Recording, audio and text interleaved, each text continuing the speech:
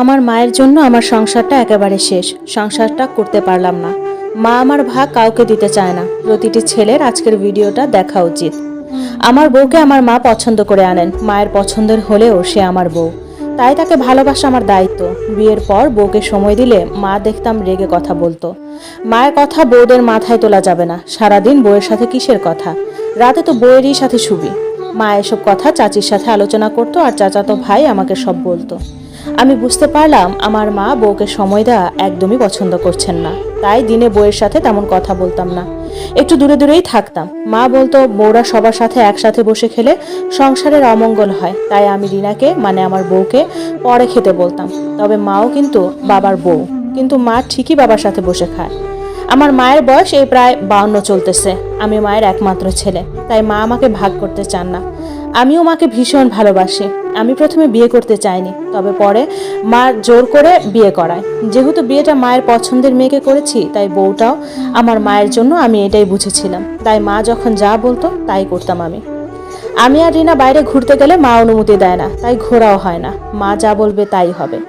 কিন্তু এরপরও হাজার হলেও বউ তো একটু তো ভালোবাসতে ইচ্ছে করেই, একটু বউকে যত্ন করতে ইচ্ছে করেই। তো বউয়ের একদিন ভীষণ দই খেতে ইচ্ছে করছিল। দই আমার বউয়ের খুব পছন্দ, কিন্তু আমাদের বাসায় কখনো দই আনা হয় না, কারণ আমার মা বাবা বা আমরা কেউই দই খাই না। তো সেদিন রাতে আমি বউয়ের জন্য একটা দই নিয়ে আসি। দই আনা দেখে আমার মা তো ভীষণ রেগে গেল। মা চেঁচামেচি করে বাড়ি মাথায় তুললো আর বলতে লাগলো আমি নাকি বউকে মাথায় তুলছি, আমি নাকি বউকে পাওয়ার দিচ্ছি, আমি নাকি বউ ভক্ত হচ্ছে, মাকে ভালোবাসি না। এরপর এক এক করে দিন যেতে লাগলো, আর আমি দেখছি মা রিনাকে খুব অপছন্দ করা শুরু করলো। রিনার প্রতিটি কাজে দোষ ধরছে। রান্নায় লবণ কম কেন, ঘরের চিপায় ময়লা কেন, সোফায় হালকা বালু থাকলেও সমস্যা। মানে টুকিটাকি এসব নিয়ে বাসায় সব সময় ঝামেলা চলতো। আর সব সময় আমি রাতে বাসায় আসলে আমার কাছে রিনার নামে অভিযোগ করতো মা। যেহেতু আমি মায়ের ছেলে, তাই মা যা বলবে তাই হবে।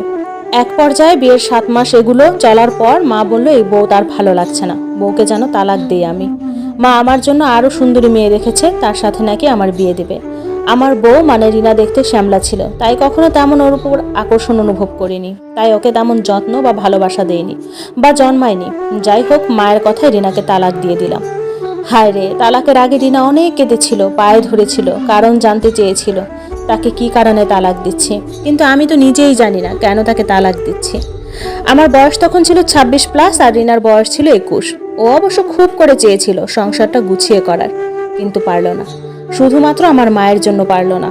আমি শুধু জানি আমার মায়ের পছন্দ না। রিনাকে মা বলেছে রিনা খারাপ, তাই তাকে তালাক দিচ্ছি।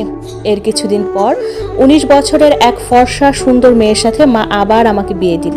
আমিও বিয়ে করলাম, কিন্তু এই সুন্দরী বউ পেয়ে আমি পুরোই তার প্রেমে হাবুডুবু খেতে লাগলাম। কি যে সুন্দর, মনে হতো সারাদিন আমি আমার নতুন বউ ফাতেমার চেহারার দিকে তাকিয়ে থাকি। বিয়ের প্রথম দিন থেকে আমার মধ্যে পরিবর্তন চলে এলো। মানে ফাতেমাকে আমি খুব ভালোবাসতে লাগলাম। আমি ফাতেমা ছাড়া কিছুই বুঝতেছিলাম না, যেটা মা একদমই পছন্দ করতো না। আমি বিয়ের পরদিন সবার সাথে ফাতেমাকে এক টেবিলে বসিয়ে খাইয়েছি। মা এটা দেখে খুব রেগে গেলেন, কিন্তু আমি পাত্তা দিইনি মাকে। এরপর বিয়ের 19 দিন পরে ফাতেমাকে নিয়ে কক্সবাজার হানিমুনে যাই, কিন্তু হানিমুনে যাওয়ার সময় মা অনুমতি দেয়নি। এরপরও জোর করে গেছি। আমি মাকে বলেছি আমার বউ আমার ইচ্ছে, তুমি বলার কে, ঘুরতে যাব কি না, তোমার অনুমতি কেন নিতে হবে? আর আমরা যদি ঘুরতে যাই তোমার সমস্যা কি? হানিমুনে 1 সপ্তাহ থাকার পর যখন বাসায় আসলাম, বাসায় এসে দেখি আমার মা আমার বউকে একদমই সহ্য করতে পারতেছে না। এরপর সেই আগের মতো কাহিনী শুরু করলো মা। মা আবারও রিনার মতো ফাতেমার নামে বিভিন্ন দোষ দিচ্ছিল। ফাতেমা এইটা করে না, ওইটা করে না, কোনো কাজ করে না, ঠিকমতো সংসার করে না, আর বলছিল তাকে যেন আমি তালাক দিই।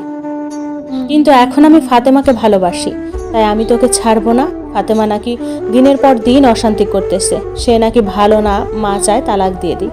আমি আমার মায়ের একমাত্র সন্তান, তাই আমার মা আমাকে হারাতে চায় না। আবার আমিও আমার বউকে মানে ফাতেমাকে হারাতে চাই না। সে যথেষ্ট পরিমাণ ভালো। এখন মা দিনের পর দিন অশান্তি করছে, বলে বউ নাকি ভালো না, মা চায় তালাক দিই। মাকে বোঝালাম, মা বুঝলো না। তাই কিছুদিন পর বাধ্য হয়ে আলাদা হয়ে গেলাম। ছোট্ট একটা সংসার শুরু করলাম এবং ছোট্ট একটি চাকরি শুরু করলাম। 8,000 টাকা বেতন ছিল। আলাদা সংসারের পরপরই হঠাৎ দেখি ফাতেমা অনেক অসুস্থ হয়ে যায়। কোনো কিছুতেই তাকে সুস্থ করতে পারছি না। ডাক্তারও দেখিয়েছি, কিন্তু কোনো কাজ হচ্ছে না। এভাবে 4 মাস কাটার পর এক হুজুর দেখালাম, বলে ওকে নাকি কেউ বান মেরেছে। কথা শোনার পর ওর বাবা মা ওকে নিয়ে যায়, সুস্থ করার চেষ্টা করে। আমি আমার শ্বশুর বাড়িতে যেতাম, বউকে অনেক যত্ন করতাম, কিন্তু না, আমার বউকে আমি শেষ পর্যন্ত বাঁচাতে পারিনি। 6 মাসে ফাতেমা মারা যায়। আমি শত চেষ্টা করেও আমার বউকে বাঁচাতে পারলাম না। আমি জানি না ফাতেমার মৃত্যুর কারণ, তবে ওকে কি সত্যি কেউ বান মেরেছিল? তবে ওকে যখন ডাক্তার দেখাই, ডাক্তার বলেছিল ও পুরোপুরি সুস্থ, ওর শরীরে কোনো অসুখ নেই, কিন্তু ও অসুস্থ ছিল। তবে একটা কথা বুঝেছিলাম যে আমার মা কখনোই চায় না আমি মাকে ছাড়া বউকে ভালোবাসি। আমি মাকেও ভালোবাসতাম, বউকেও ভালোবাসতাম, কিন্তু মা চাইতো আমি শুধুমাত্র মাকেই ভালোবাসি আর বউকে অবহেলা করি। আমার প্রথম বউয়ের সাথে যে অন্যায়টা করেছিলাম আমি হয়তোবা সেই অন্যায়ের শাস্তি পেলাম। এটা আমার জীবনে ঘটা 2 বছর আগের ঘটনা। মা এখনো চায় আমি বিয়ে করি, কিন্তু আমার কেন জানি মনে হয় ফাতেমার মৃত্যুর জন্য মাই দায়ী। আর মা তো চায় না আমি আমার বউকে ভালোবাসি, তাই আমি যতই বিয়ে করি আমার মা আমার ভাগ আমার বউকে দিতে পারবে না। আমি চাই না আর কোনো ফাতেমার জীবন শেষ হোক। মায়েদের 2টা রূপ হয়, 1 সন্তানের সামনে সে ফেরেশতা, 2 বউদের সামনে তার আজরাইল।